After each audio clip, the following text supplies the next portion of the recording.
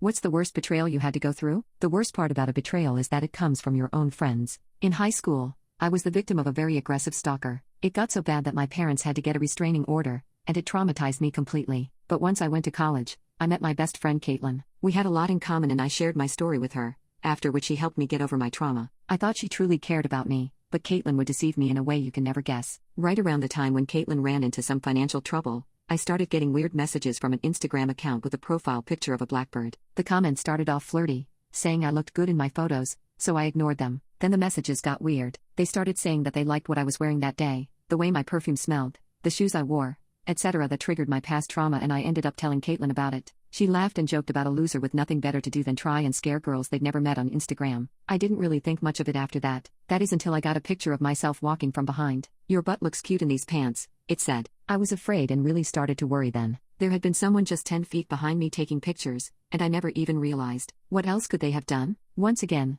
I confided in Caitlin. I asked her if I should call the cops, but she told me that if the person on the other side of the phone wasn't threatening me, then there wasn't really anything I or the police could do. I tried to move on but was feeling pretty paranoid. I didn't want to go anywhere by myself. One night about a week later, I was on the bus ride home when my phone buzzed with another notification. "I love that pink hoodie, it suits you." I froze, realizing I was wearing a pink hoodie right then. My eyes darted around the bus, searching for anyone who looked familiar. I swear I sweat all the way through my sweater and called Caitlin to have someone to talk to. I rode the bus 3 stops past where I was supposed to get off and stayed on the phone with Caitlin the whole time. When I finally got off, I sprinted for home and didn't look back until my front door closed behind me. I called her when I got home and asked her again if I should go to the cops, and, again, she told me that I might be blowing it out of proportion because this person hadn't physically threatened me. I couldn't sleep that night. The next day, I came home from work to find a badly wrapped package on my doorstep. I opened up the package on my front porch, and inside was my favorite brand of coffee, a bracelet I'd lost months ago, and a note written in a bold handwriting that said, "I love seeing you smile." That really scared me because I knew they weren't just watching me in public, they knew the small details of my home life. I turned around,